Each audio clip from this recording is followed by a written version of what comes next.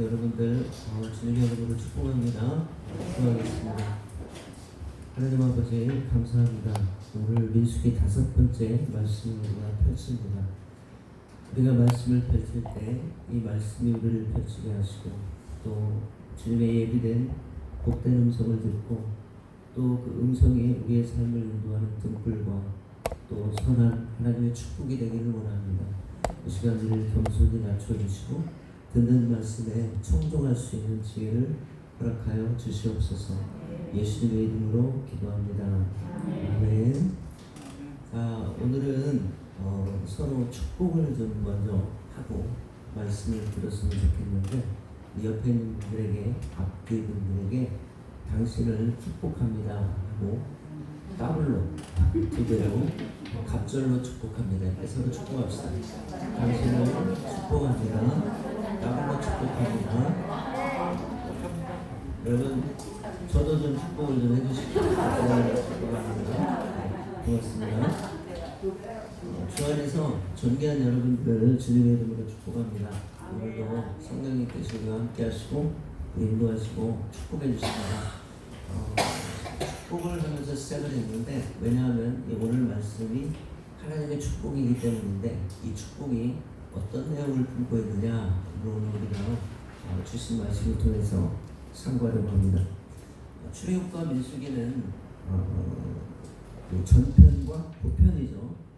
그래서 이미 말씀드린 대로 출애굽기가 구원에 대한 말씀이라면 민수기는 구원받은 백성이 광야를 지나는 그 여정에 대한 말씀입니다. 특별히 민수기의 시작은 성막이 완성되는 것으로부터 시작이 되죠.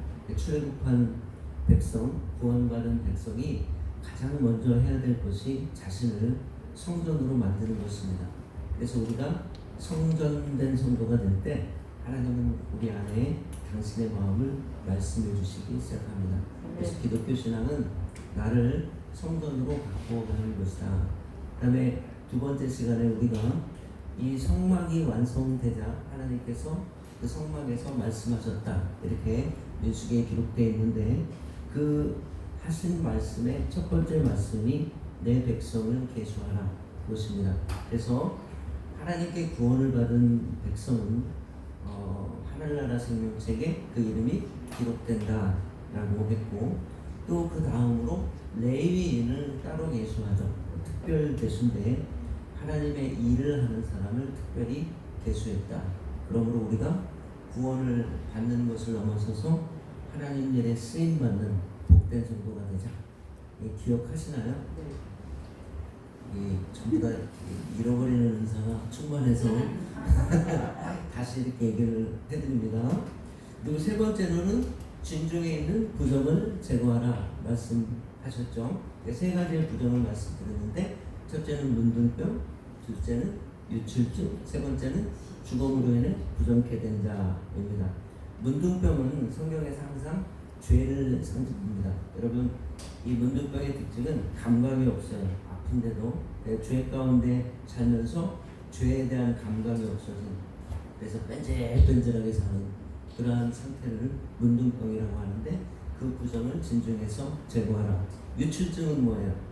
내 마음속에 있는 쓴 뿌리를 입을 통해서 유출시키는 거죠.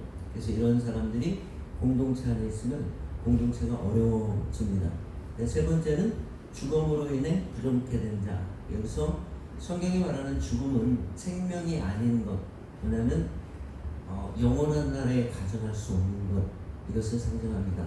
그래서 무엇을 먹을까, 무엇을 마실까, 무엇을 입을까에만 집착하면서 하나님의 나라가 있는 것을 모르고 그냥 오늘이 전부인 줄 알고 사는 그러한 것들을 제거하라.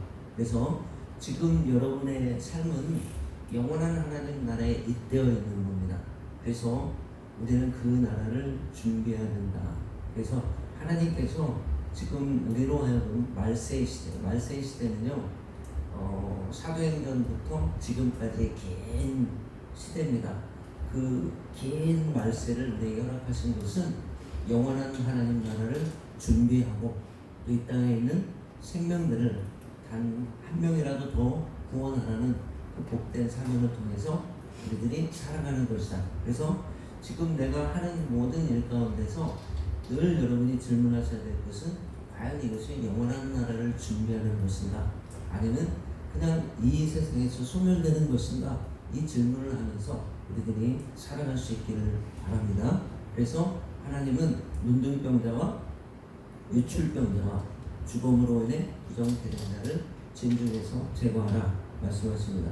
그리고 지난 시간에 나시린의 소원에 대해서 상고했습니다. 그래서 소원이 무엇인가를 특별히 말씀드렸는데, 우리들이 자식을 소원하고 다른 것을 소원하고 이런 건 소원이 아닙니다. 소원은 따라해보세요. 내가 하나님한테 하는 것이 소원인데, 특별히 이 나시린의 소원은 구별됨의 소원이라고 말씀드렸어요. 거기에 세 가지의 나시린의 조건이 있었죠. 포도주와 독주를 멀리하고 머리에 삭도를 대지 않고 죽음을 가까이 하지 않는 것입니다.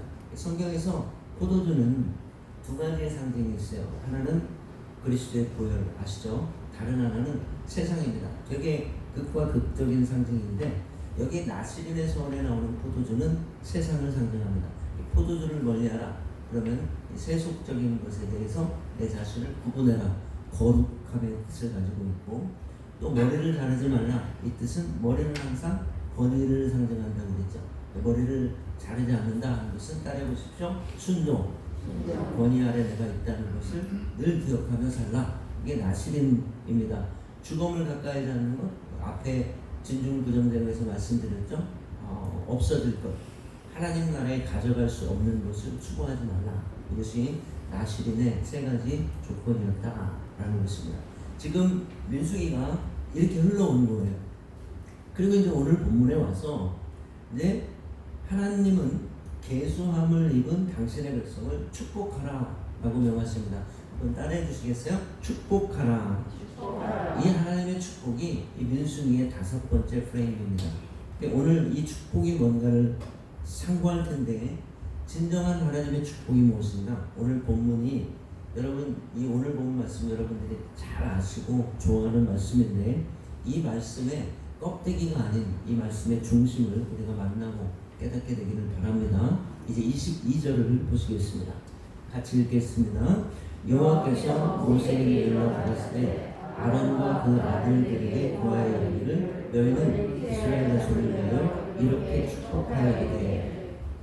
바로 이 구절에서 목사님들이 예배 후에 축도하죠. 그 축도의 전통이 시작되는데, 이게 왜 축도의 전통인가? 이따가 말씀을 드릴 겁니다. 여러분, 본문을 잘 보시면 누가 축복을 하냐면 아론과 그 아들들입니다. 다시 말하면 제사장입니다. 그러니까 제사장이 축복을 하는데, 이 축복은 권위가 할 수 있습니다. 그래서 목회자가 회중을 축복하는 겁니다. 근데 이 축복의 독점권이 그럼 목회자에게만 있는 것인가? 아닙니다. 우리가 잘못 생각하면 목사만 축복한다, 축도한다 이렇게 생각하는데, 그게 아니라 구약의 제사장이 신약에 와서 많은 제사장이 됐죠. 근데 우리 모두에게 그렇기 때문에 축복권이 있다는 거예요. 한번 따라해 보십시오. 나에게는 축복권이 있다. 여러분 성경을 잘 보시면 하나님은 우리 보고 판단하거나 저주하라는 말을 하지 않으세요. 여러분들은 저주권이 없어요. 여러분은 심판자가 아니에요. 여러분은 축복만 할 수 있어요.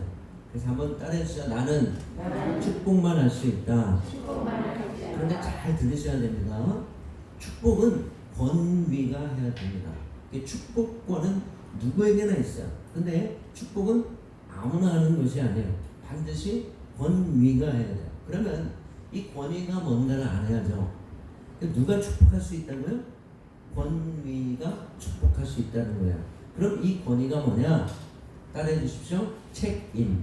이 권위는 책임입니다. 그래서 교회에서는 목회자가 성도를 축복하고, 왜냐하면 목회자에게 책임이 있다는 거예요. 가정에서는 아버지와 어머니가 자녀들을 축복하죠. 그 자녀에 대한 책임이 아버지와 어머니에게 있다는 거예요. 부모에게 책임이 있는 거죠. 저는 여기 계신 부모님들이 자녀를 더 많이 축복하시기를 바랍니다. 여러분 마음으로 자녀들을 축복하시죠? 그거를 입을 열어서 축복해 주시고 더 많이, 아까 처음에 시작할 때처럼 따라해 주셔요. 따블로.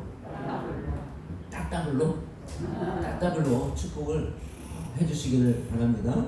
그리고 또 어떤 때는 자녀가 부모를 축복할 수도 있어요. 또 성도가 성도를 축복할 수도 있어요. 근데 아무렇게나 하는 게 아니라고요. 권위로 한다. 무슨 뜻이에요? 책임을 가지고. 내가 축복을 했으면 그 축복에 대한 뭐를 가지라고요? 책임을 가지라고요. 이 책임이 축복의 권위입니다. 이제 아셨죠? 다시 한번 축복하시기 바랍니다. 옆에 계신 분에게 당신을 축복합니다 할 때 책임감을 가지고 축복합니다. 이제 조금 가볍지가 않죠? 당신을 책임감을 가지고 축복합니다. 여러분, 그래서 제가 여러분에게 여러분 축복합니다. 주님의 이름으로 여러분 축복합니다. 이렇게 말할 때는 제 마음속에 여러분을 향한 기도의 책임과 또 말씀으로 섬겨야 될 책임과 그런 책임감을 다시 한번 상기하면서 확인하면서 축복을 하게 되는 거예요. 그러니까 그냥 아무렇게나 그냥 축복을 던지는 것이 아니고 뭘 가지고? 책임감을 가지고 축복하면 그게 곧 권위다라는 거예요. 근데 오늘 말씀을 보니까 그 권위의 축복을 통해서 하나님이 역사하신다라고 약속하고 계신 것입니다. 그래서 여러분이 축복을 하셨다면 그 축복의 권위를, 그 책임을 함께 가졌다는 뜻이라는 거죠. 이제 27절 말씀을 보시겠습니다. 같이 읽습니다. 그들은 이같이 내 이름으로 이스라엘 자손에게 축복하시니 내가 그들에게 복을 주리라. 여기 27절의 말씀을 보면 축복의 방법이 나오는데 바로 하나님의 이름으로 축복하라. 이렇게 축복할 때 하나님께서 복을 주시겠다고 약속하십니다. 이것은 하나님의 말씀입니다. 내 이름으로, 하나님의 이름으로, 여호와의 이름으로 누구에게? 이스라엘 자손에게, 곧 출애굽한 백성에게 축복할 때 내가 그들에게 복을 주리라. 아멘. 그러므로 축복은 반드시 축복을 가져옵니다. 그러므로 우리가 축복을 안 할 이유가 없어요. 그래서 여러분이 축복을 자주 하시고 더 많이 하시길 바랍니다. 이 축복이 축복을 가져오는 거예요. 어떻게 축복한다고요? 하나님의 이름으로 축복을 해요. 그리고 권위를 가지고, 자, 두 가지입니다. 권위를 가지고 하나님의 이름으로 축복하는 거예요. 이게 바로 축복의 방법입니다. 오늘날 너무나 축복이 무분별하게 난무하죠. 그 축복이 너무너무 좋은 건데 이 축복이라는 단어가 그냥 입에 발린 말처럼 느껴질 때가 사실 많아요. 그러나 저는 여러분들이 진실로 축복하기를 원합니다. 아버지가 어머니가 자녀를, 자녀가 부모를, 성도가 성도를 만날 때마다 우리가 축복을 하기를 바랍니다. 한번 따라해 주십시오. 축복은 차고 넘치는 것이 좋다. 본문을 보니까 그들은 이같이 내 이름으로 이스라엘 자손에게 축복할지니, 이렇게 우리가 축복하면 내가 그들에게 복을 주리라 말씀하셨죠. 그러므로 축복은 차고 넘치고 많이 하는 것이 좋습니다. 그래서 특별히 여러분 자녀에 대한 축복을 매일마다 수시로 충만하게 축복하시고 또 축복하시기를 주님의 이름으로 바랍니다. 특별한 자녀에 대한 그 권위를 우리에게 하나님께서 주셨어요. 그래서 우리가 권위로부터 받은 축복을 나누는 것이 매우 중요합니다. 미국의 어떤 청년이 아프가니스탄 시골로 선교를 갔어요. 여러분, 이 아프가니스탄은 기독교인이 0.1%밖에 안 되는 회교국가예요. 제가 잘 아는 저희 모자이크 커뮤니스트 집사님이 아프가니스탄 카라치에 총영사하세요. 근데 얼마나 위험한지 집에서 시장을 보러 갈 때도 경호원과 방탄차를 타고 갑니다. 그곳에서 한 청년이 선교를 하러 갔는데 아무도 예수님을 안 믿는 거예요. 그래서 이 청년이 하도 답답해서 그 마을에 큰 다리가 있는데 그 다리에다가 그 두 다리는 다른 것보다 그 다리에서는 브릿지입니다. 다리는 이 다리고 다리에서 다리에다가 고무줄을 묶고 번지 점프를 했어요.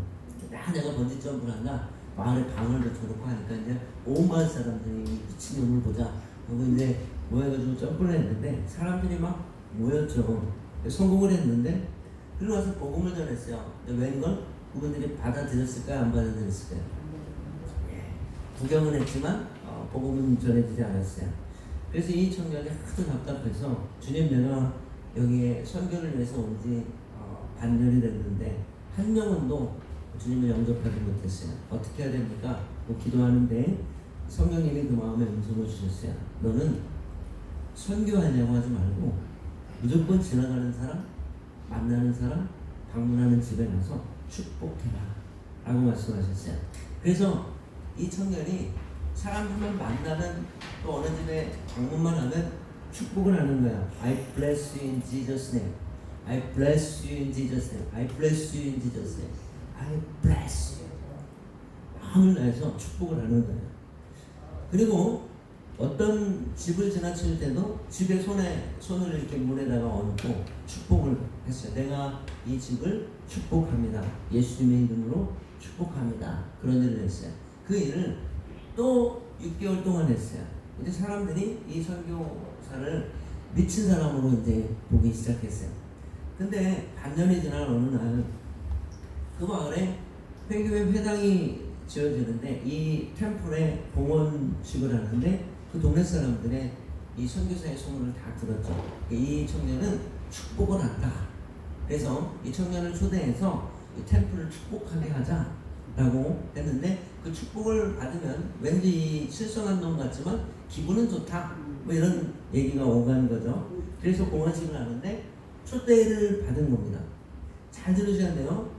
그럼 여러분 가겠어요, 안 가겠어요? 예를 들면 목사님이 저 bun국사나 뭐 저기 회인사에서 초대를 받은 거예요. 야, 우리 절을 새로 져가지고 이제 절을 뭐라고 그러죠? 봉헌식이라고 그러나 하여튼 그런 거 하는데 와서 축복해 주시면 가야 될까요, 안 가야 될까요? 이게 한국에서 어떤 목사님이 가면 막 뉴스에 나올 거예요. 이 목사 사입이다 뭐 이렇게 할 거예요? 아니에요. 가야 돼요. 왜냐하면 여러분 보세요. 어디에 가든지 예수 그리스도의 이름으로 축복하면 되는 거예요. 그래서 이 청년 선교사가 축복을 하는 템플에 갔어요. 봉헌식 도중에 선교사의 순서가 됐죠. 그래서 이 청년이 아주 심플하게 이렇게 축복을 했어요. I bless this temple in Jesus' name. 예수 그리스도의 이름으로 이 템플을 축복합니다. 겉모습으로 볼 때 회교도 회당이지만 이 선교사는 복음을 적용한 거예요. 이것이 바로 context of the gospel. 무진장 중요한 얘기예요. 이게 로마서 1장에서 제일 중요한 주제예요. 복음을 적용하는 거라고요. 어디에 때는 어떤지 못 어떤지 어느 곳에서나 예수 그리스도의 이름으로 축복하는 거죠. 그를 위해서 우리가 부르심을 받은 겁니다. 그래서 여러분 가끔 보면 이게 이제 뭐 선교사님들의 얘기다 이렇게 생각하지 마시고 가끔 가정에서 제사 문제로 고민하는 분들 계시죠. 그건 되게 실제적이죠. 기도 많이 하시고 정말 가족을 사랑하는 마음으로 가서 가정을 위해서 축복을 하세요. 축복을 하시면 됩니다. 그러니까 뭐 아직도 우상숭배하는 이런 얘기 하지 마시고 축복하라고요. 예수 그리스도의 이름으로 모든 우상을 꺾을 수 있어요. 그래서 여러분 보여 성경을 보면 예수 그리스도의 이름으로 이긴 거지 도망친 게 아니라고요.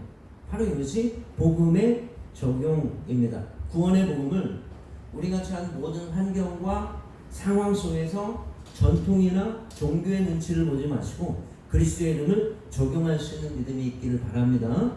그래서 이 청년이 회교 템플에 가서 이렇게 축복했어요. 예수 그리스도의 이름으로 축복하노니 이 자리에 많은 사람들이 구원받게 해 주시옵소서 했어요. 그리고 여호와의 이름으로 축복할 때 복이 말이라 오늘 본문을 근거로 축복을 했어요. 이것이 바로 성도의 따라보시죠. 특권. 축복은 특권입니다. 그러므로 쉬지 말고 축복하시기 바라요. 쉬지 말고 자녀를 축복하시고 회사에 가서 축복하시고 남편과 아내가 서로 축복하시고 쉬지 말고 목사님도 축복하시고 쉬지 말고 성도들이 서로 축복하시길 바랍니다. 여러분 이 자리에 왜 오셨어요? 제가 한번 질문을 드립니다. 오늘 예배당에 손을 들어보세요. 여러분 가운데 싸우러 오신 분 계세요? 한번 손 들어보세요. 죽어도 못 들지. 혹시 그런 마음이 있어도 들면 되게 쪽팔리니까 못 들죠? 이렇게 하면 손을 안 드실 거예요. 그러면 여러분 성령님 안에서 상식적으로 생각해 보기 바랍니다. 여러분 예배당에 와서 다른 사람 험담하러 오셨습니까? 반대하고 트집 잡으러 오셨습니까? 그렇게 오신 분 안 계시죠? 여러분 여기 왜 오셨어요? 예배하러 오셨죠? 아멘? 여러분 다 예배하러 오셨어요. 그러니까 지금 여러분 하나님이 예배하잖아요. 그리고 또 축복하러 오시는 거예요. 그러니까 하나님을 예배했으니까 이제 남은 것은 축복하시는 것만 남은 거예요. 만약에 오늘 여기에 새 신자가 왔어요. 여러분이 하나님을 예배하고 서로 축복을 해요. 그 모습을 새 신자가 보고 있어요. 얼마나 은혜가 됩니까? 위로가 될 거 아니에요. 아, 나는 여기에서 함께 예배하고 싶다. 이게 하나님의 축복이 이 공동체 가운데 임하는 방법이라고요. 한번 따라해 주세요. 축복이 축복을 낳는다. 축복은 축복을 낳는 거예요. 여러분 제가 제 아들을 보니까 물론 제 아들은 저보다 키도 크고 훨씬 잘생겼어요. 근데 하나 둘씩 뜯어서 보면 저랑 똑같이 닮았어요. 하는 뭐 콧구멍 쑤시는 것도 닮았고 뭐 다리 흔드는 것도 닮았고 특별히 내 못된 거는 다 저를 더 많이 닮고. 근데 어제 그저께부터 저희 손녀가 저희 집 와서 주무시는데 왜냐면 이게 상전이더라고. 그게 저는 호구고 보는데 얘가 자는 모습을 보고 뭐 하는 짓을 보면 또 가만히 또 보니까 뭘 닮았어요? 지 아버지를 닮고 지 할아버지 닮고 그게 그거예요.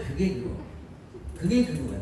이게 뭔 얘기예요? 축복은 축복을 낳고 저주는 저주를 낳고 판단은 판단을 낳고 기쁨은 기쁨을 낳고 감사는 감사를 낳는다고. 다른 걸 못 낳아요. 그럼 어떻게 신앙생활 하시는 건지 우리가 이제 알으셨죠? 예, 바로 그게 비결이에요. 여기 깨닫기까지 참 오래 걸려요. 근데 알고 나면 되게 쉬워요. 간단한 거야. 이게 복음의 비밀이에요. 하나님의 마음의 비밀이에요. 다시 한번 보겠습니다. 신앙생활이 쉽지가 않죠. 근데 그 진리와 원리를 깨닫고 나면 어렵지 않아요. 모든 환경, 상황 속에서 내가 하나님 앞에 복음의 통로요, 축복의 통로라는 것만 알면 되는 거예요. 그 마음으로 신앙생활을 여러분 뭐 되게 고상해지고 막 고고해지고 고결해지고 그것이 아니고 여러분의 일상이 제일 거룩한 곳이라는 거예요. 아픈 사람은 아픈 자리가, 병원에 입원했으면 그 입원한 자리가, 아니면 형통했으면 형통한 자리가, 여러분 내가 성공한 자리에서 하나님께 영광 돌리는 게 얼마나 어려운 건지 아세요? 그 위치에서 겸손해지는 것처럼 어려운 게 없다고요.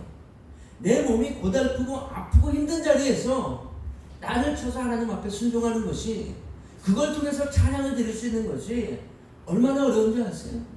하지만 그 곳으로 우리를 불러주신 것이죠. 성령님께서 우리에게 이 귀한 말씀의 그 진리를 깨닫게 해주시기를 바랍니다. 이 아프가니스탄에 간 청년이 얼마나 진지하게 축복하는지 거기 무슬림 회당에 모인 사람들이 전부 마음의 감동을 받았어요.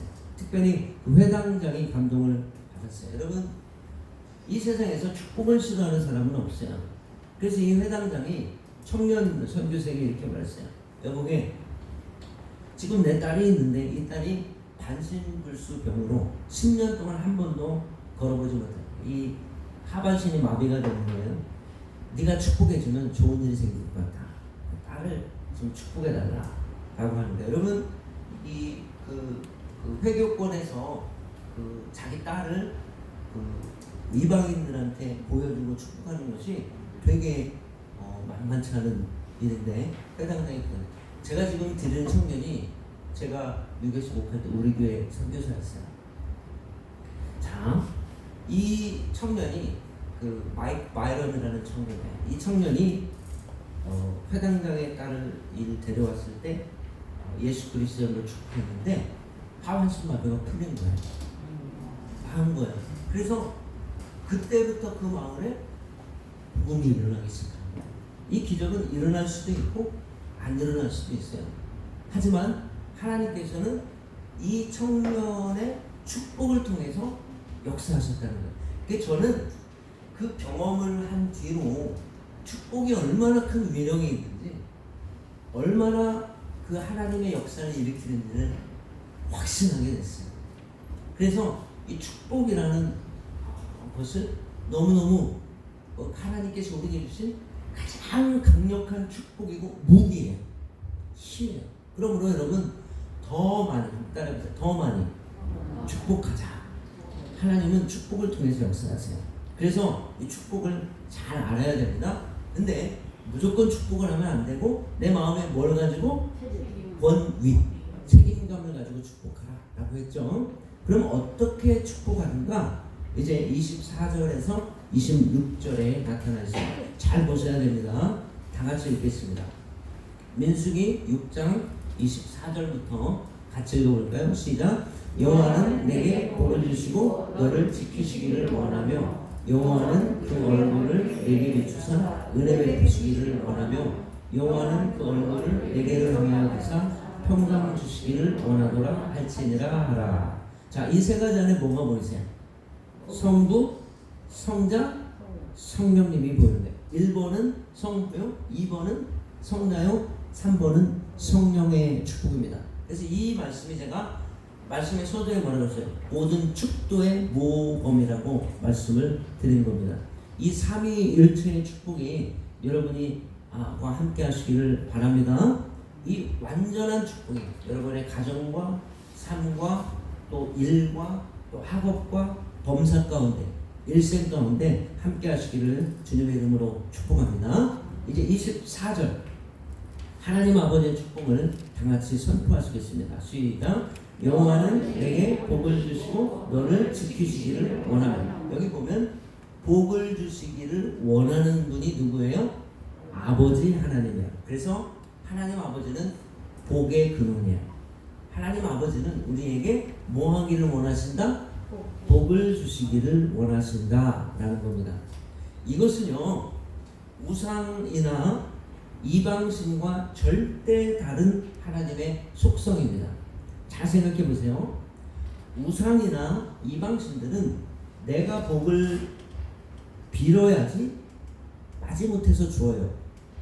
여러분 착하게 살아야 복을 주어요. 빌더라도 손과 발이 닳도록 빌어야 되고 그래도 모질라서 재물을 갖다가 바쳐야지 줄까 말까요. 그래서 지성이면 뭐라고요?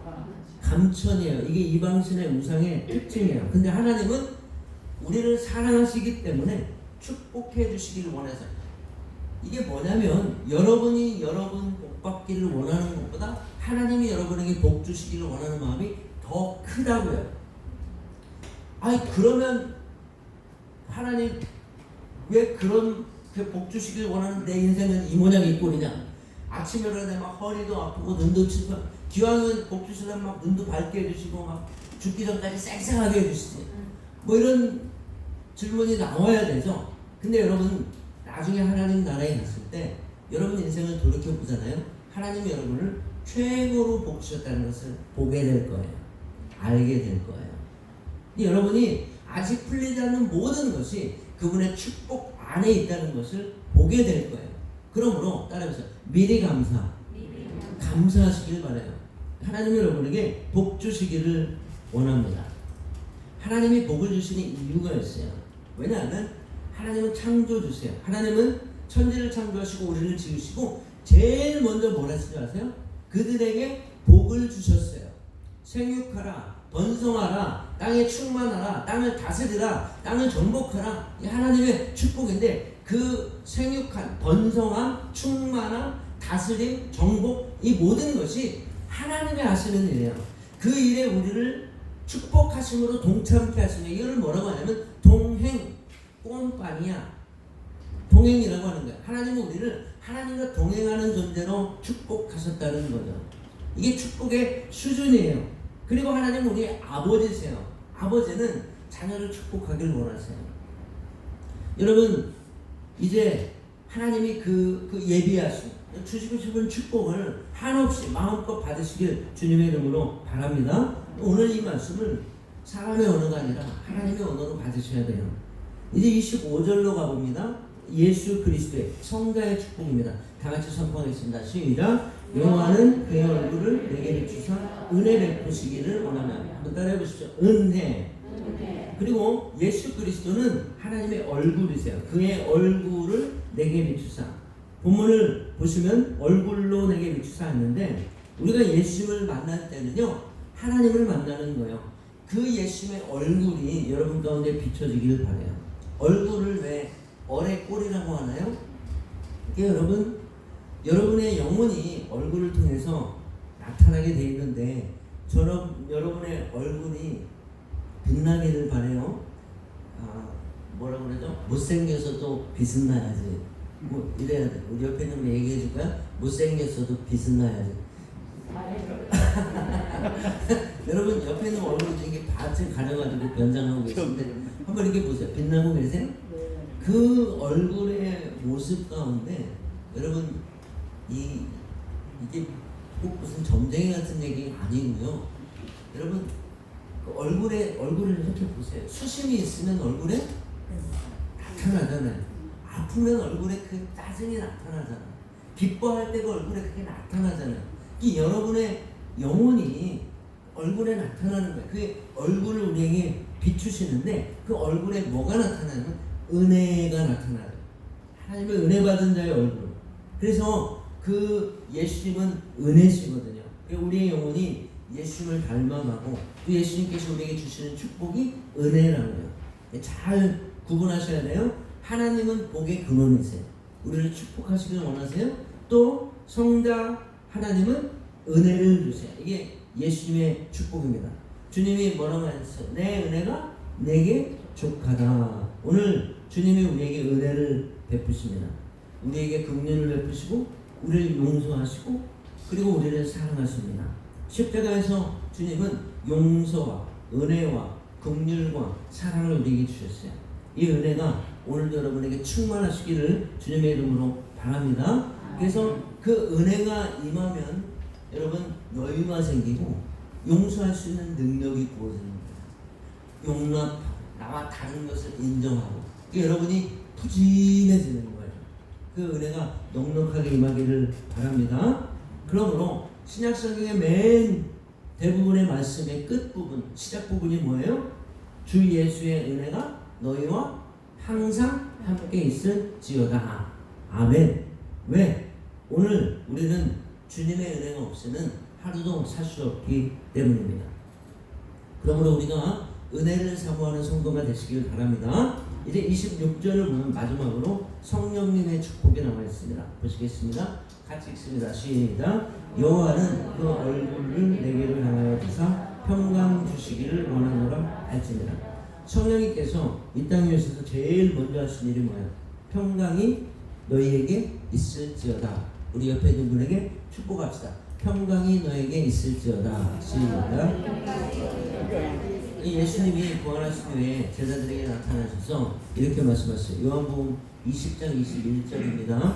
같이 한번 읽겠습니다. 시작. 예수께서 또 이르시되 너희에게 평강이 있을지어다. 아버지께서 나를 보내신 것 같이 나도 너희를 보내노라. 이 말씀을 하시고 저희를 향하여 숨을 내쉬며 가라사대 성령을 받으라. 성령은 평강의 영이세요.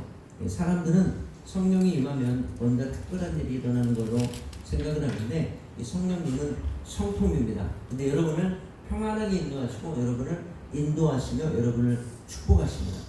제가 우리 정릉에서 요즘 사도행전을 강의하고 있는데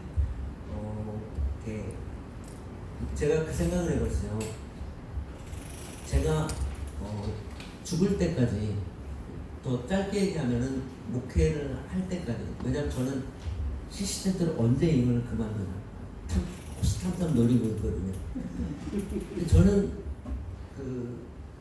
옛날에는 제 마음속에는 열정을 가지고 하나님의 일을 했어요. 근데 결과는 겉모습은 커졌을지 몰라도 실패였어요. 근데 제가 몸이 아프고 확 꺾이고 난 뒤로부터는 제가 말씀드렸잖아요. 저 새벽 기도도 못하고요. 밤에 먹는 약들 몸이 아파서 일을 많이 못해요. 그런데 그래서 하나님이 무슨 일을 시키실 때도 이게 딱 보이면은 먼저 제 마음속으로 이 여러분 되게 은혜가 안 되죠? 목사가 뭐 졌다고 하잖아요. 정확하게 그런 목사예요. 그래서 되도록 안 하려고 도망치다가 이제 막다른 골목에 있을 때 하거든요. 그러니까 설교를 하는 것도요, 목회를 하고 이러는 것도 이제 늘 언제 그만두나. 그래서 저희 장로님들이 강회를 하면 제일 먼저 하는 말이 못을 박는 거야. 도망가려고 하지 말라. 절대 목사님 도망가면 안 됩니다. 하나님 좀 더 해야 돼요. 이 얘기를 지난주에 제가 또 들었어요. 제가 하루를 푹 쓰면서 있으니까. 그리고 저는 또 우울증까지 있잖아요. 그러니까 여러분 이 목사로서는 빵점도 아니고 거의 마이너스 100점이죠. 그래서 제가 400년을 이렇게 강연을 시작을 했는데 제가 하나님께 기도하면서 이렇게 물었어요. 이것만 끝나면 그만둘까요? 뭐 그러고 나니까 또 마음속에 요한계시록까지는 해야 되지 않냐? 뭐 이런 얘기도 하고 근데 그런 건데 근데 그 안에 이제 성령님 얘기를 하는 거예요. 여러분 제가 오늘 되게 중요한 얘기만 마지막으로 이제 결론을 해드릴게요. 첫째는 초림, 예수님이 이 땅에 오신 베들레헴에 나셨죠. 그 다음에 성령 강림, 그리고 세 번째 이제 뭐가 남았어요? 다시 오신 재림이 남았죠. 근데 성령 강림까지는 됐는데 재림이 왔어요, 안 왔어요? 아직 안 왔죠. 이게 잘 보셔야 돼요. 사람들은 예수님의 재림이 어느 때, 시간적으로 얼마나 남았을까? 뭐 1년 남았을까? 요즘 돌아가는 걸 보니까 말세 주말인데 곧 오실 것 같아. 뭐 그러고서 뭐 이런 얘기를 하죠. 근데 재림은 시간이 아니에요. 순서에 잘 보셔야 돼요. 초림 왔죠. 성령 강림 왔죠. 그럼 이제 뭐가 남았어요? 세 번째 순서가 뭐냐고? 재림이 남았죠. 이게 순서라고요. 그러니까 시간관념으로 보면 순서라고. 그 다음에 또 하나는 재림하신 예수님을 여러분 보셨어요? 안 보셨어요? 보셨다 그러면 뻥이죠. 왜냐면 아직 안 오셨으니까 당연히 못 봤죠. 그러니까 그 재림하신 모습을 모르잖아요. 근데 제가 얘기한 지금 전 세계 민족 중에 한국에서만 유독 재림 예수가 많더라고요. 22만이도 있고 여러분 제가 연구해봤는데 50명이에요. 자기가 재림 예수라고 주장하는 사람이 한국인만 50명이고 또 자기가 하나님이라고 주장하는 사람은 20명이에요. 도합 70명.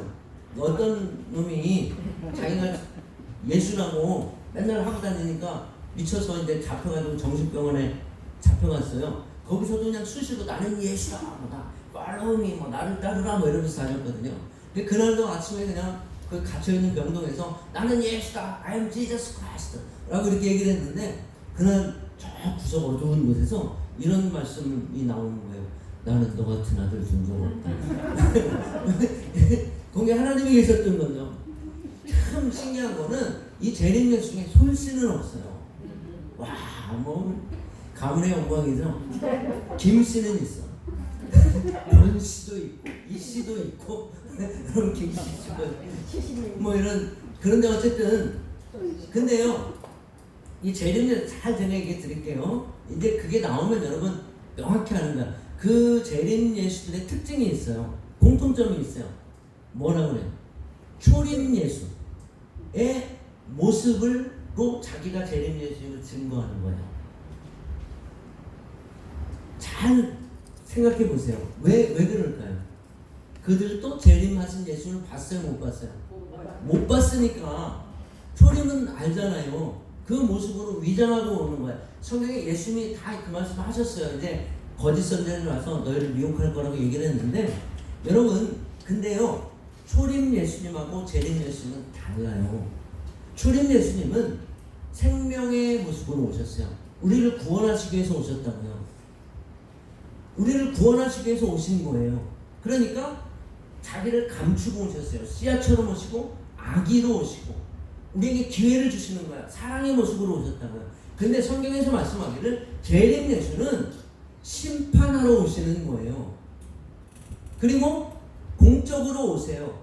그래서 사도행전에 보면은 구름 타고 오시더라고요. 사람들이 또 구름 타고 온다니까 저 손오공처럼 오는 것처럼 착각을 하는데 성경에서 구름은 따라보세요.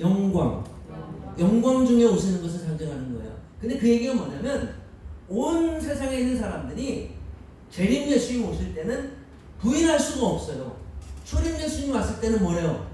알아보지도 못하고 깨닫지도 못하고 영접하지도 않았잖아요. 근데 재림 예수님 오실 때는 안 믿는 사람도 예수를 박해하던 사람도 부인할 수가 없어요. 왜냐하면 심판주로 오시기 때문이에요. 그러면 지금까지 자기가 재림 예수라고 주장하는 사람들은 뭐예요? 전부 다 뻥이고 가짜죠. 근데 여러분, 근데 중요한 것이 있어요. 그 재림 예수님이 우리를 심판하러 오시는데 세상에 대한 심판이요, 우리에 대해서는 뭐예요? 상을 주시는 날이에요. 상을 주시는 날이에요. 그래서 하나님은 오늘 서두에 말씀드린 것처럼 긴 말세의 시간을 지나게 하셨다. 이 시간이 뭐냐면요, 지금 여러분이 숨이 붙어 있고 살아있다면 뭐 하라는 얘기예요? 다시 오실 주님을 준비하며 살아라. 바로 그 뜻입니다. 근데 여러분, 이 이야기가 창세기 원역사에 나와요. 창세기 원역사에는 창세기 1장부터 11장은 성경 전체를 품고 있는 말씀인데, 여러분이 잘 아는 사람 이름이 에녹이가 나오죠.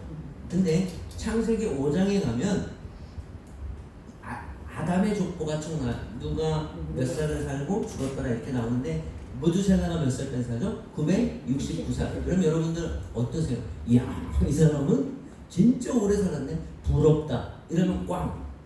틀렸다고요. 아담의 족보는요, 그 끝이 전부 죽었다로 끝나요. 그래서 아담의 창세기 5장의 별명이 뭐냐면 죽음의 족보예요. 인간은 아무리 오래 살아도 그 결국은 뭐라고요? 죽는 거라고요.